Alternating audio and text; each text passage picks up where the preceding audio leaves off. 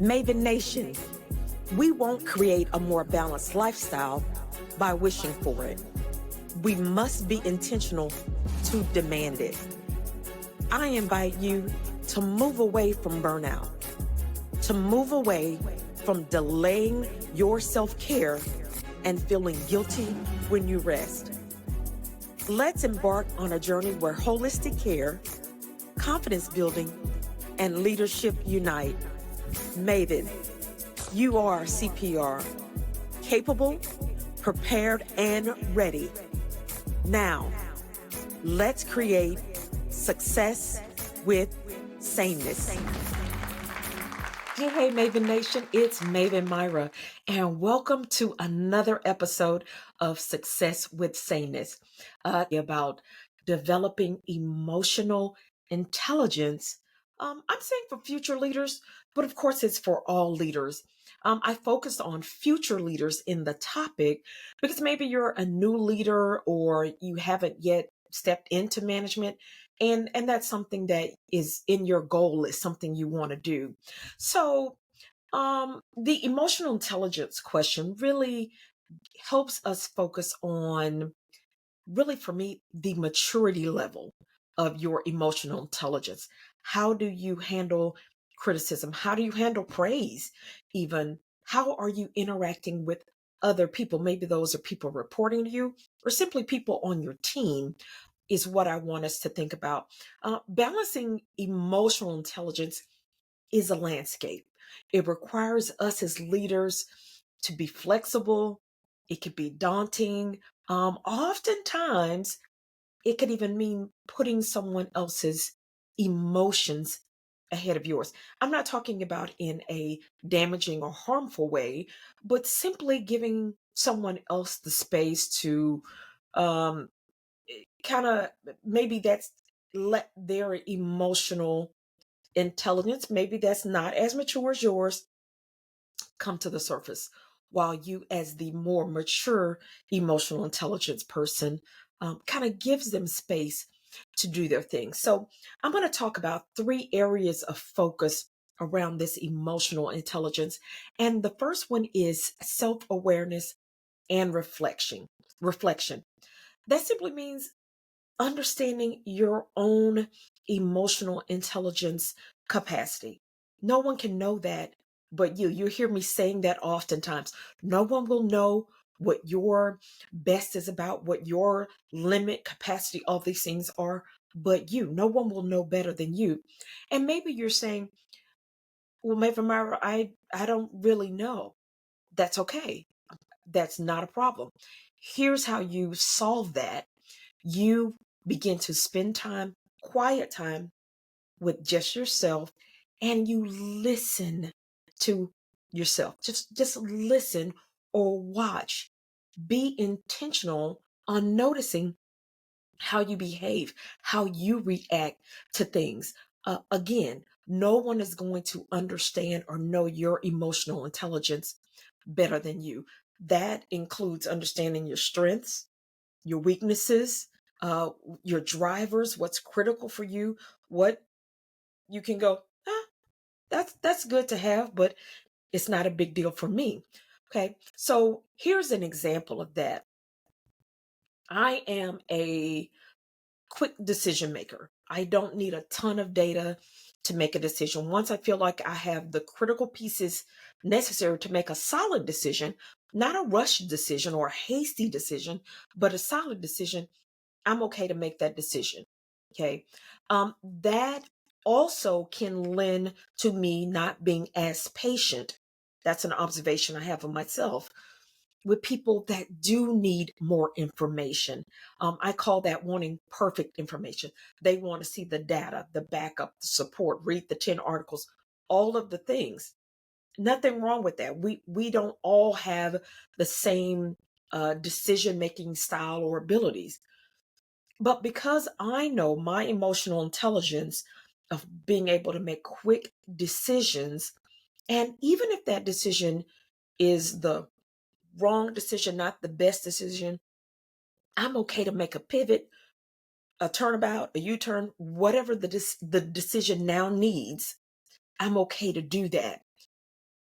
So that leads me to being aware, my emotional intelligence, that if I'm interacting with someone that is not as quick on the decision making, and again, I want to emphasize that doesn't mean that their decision making process is wrong. It's just not the same as mine. This is where the emotional intelligence comes in. I just simply need to be aware of that. And then I need to have enough maturity to say, I've got to give that person a little more time, a little more space, whatever it looks like. Now, obviously, if there's a deadline, a decision has to be made in a timely fashion. But just because someone isn't with their decisions, I have to have enough emotional intelligence, maturity to say, they need a little more space. Even if they don't ask for it, or maybe they're not aware that they're asking for more data or for more information or whatever it is, when I might think they have enough information to make the decision that we need to make, I've got to be able to be mature enough to say what they need is not going to make us miss a deadline or whatever. I can give them the space to read the extra article or dig through the data a little bit more. Again, your emotional intelligence maturity level has to be understood by you so that you know um, what might be a trigger for you. Someone making a slower decision could be a trigger for me. Okay. But I have to be aware of that. And then how do I give grace or space for that so that I get what I need, which is ultimately the decision made. And the other person or team members also, if they need more space, that they're allowed that. And now we all win. Everyone has gotten what they need in this decision making process, and we're fine.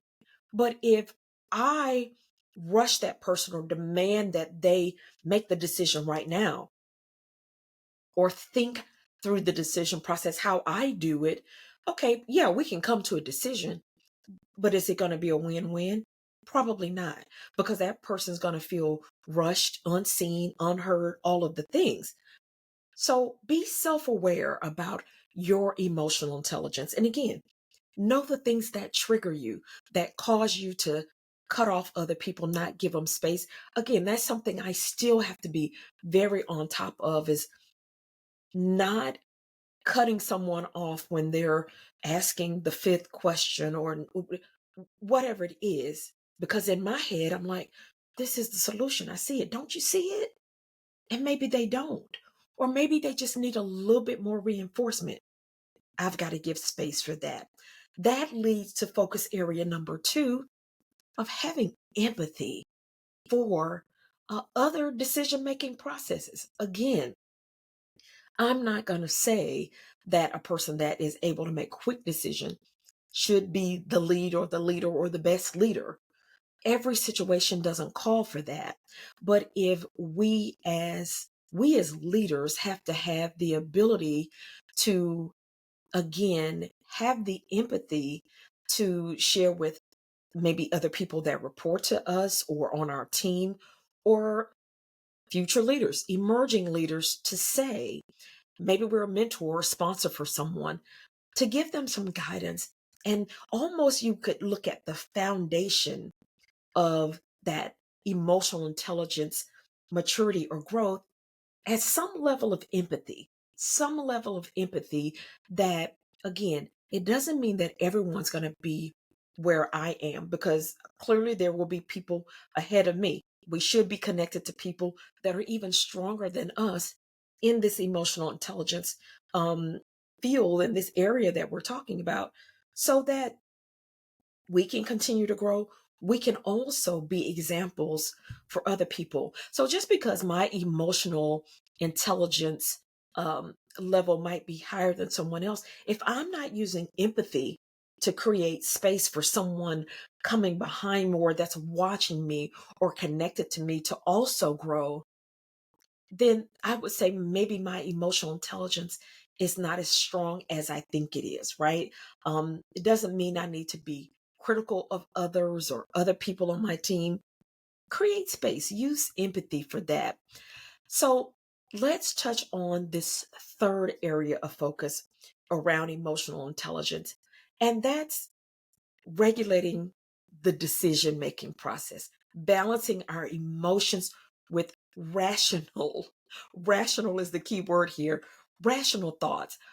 Because again, it could seem irrational to me that someone could need more information, more data, more time, all of these things. But is that very rational for me to literally in that scenario, I'm saying to someone, you need to be making decisions how I make decisions, that I have the best way to make all the decisions. And that is not rational. And us saying to someone, you know, I'm going to give you space, or what is your decision? Let's go with what you think. That's us regulating our emotions and using rational, again, is the key word, thoughts about how we're going to move through this process. Because again, I want you to really think about this as a leader. If your team feels, suspects, and you have a history of showing that only your decisions and your decision making process is the only way, I think you're shortchanging yourself and your team. If they don't feel that they have the space to speak up, share their thoughts, their ideas, maybe something that's completely opposite of what you've laid out on the table, then again, I'm going to challenge your level of emotional intelligence that you're displaying. Okay. And getting that feedback from people you frequently interact with, um, I think helps us continue to grow and develop our emotional intelligence. Because I could be thinking, because I'm a quick decision maker, that's the best way. I'm doing great. And what if there's a couple of people on the team that always feels rushed or not heard because I'm moving at such a quick pace? Okay. If we can get that feedback from people that we're working with, most interacting with, then we can get confirmation. Yes, I'm using great emotional intelligence. Or we might get some feedback that says we're not doing as great as we thought we were. Okay. And that gives us an opportunity to to grow, which also shows other leaders and inspires them that we're all still growing. And just because we have growth pieces that we do, that we embrace, doesn't mean that we're failing in some way, right? I don't know that this emotional intelligence is if you ever reach the final spot, like I've achieved all. So look at this as a journey, as are so many other things that we do and develop as leaders. We're on a journey to becoming better. So Mavens, I hope these three focus areas on ways you can build your emotional intelligence can help your leadership style, not just for you, but also for your team, for those you are working with. So keep focusing on leading with empathy, giving space to others to make their decisions and grow in their own emotional intelligence. And again, if you're a mentor sponsor for someone, give them that feedback, help them grow in this area. I think us being women, that one of the things, which is a stereotype nonetheless, that we're always being led by our emotions. We're making emotional decisions. I think the more we grow our emotional intelligence, that's going to help us with, again, that balance of emotions and rational decision making, so that we're making solid decisions and being solid leaders. So, Maven, thank you again for tuning in to another episode of Success with Sanus. Remember, leadership is not just about what you do, but it is also how we connect with others, how we understand ourselves, and how those around us understand us as well. So until next time, keep doing your BAM thing. Talk soon. Maven, thank you for tuning in. To accelerate your journey of success with saneness, download our free video series at myrashaw.com/3moves. That's the number 3 moves. It's 3 easy videos offering practical steps for your growth. Make sure to stay connected by joining our email list and leave us a review and a 5-star rating if you feel it's worthy over on Apple Podcasts. You'll find all of these links in the show notes. Again, thank you for listening, Maven, and be sure and join us for the next episode where we will continue our journey of creating success with saneness.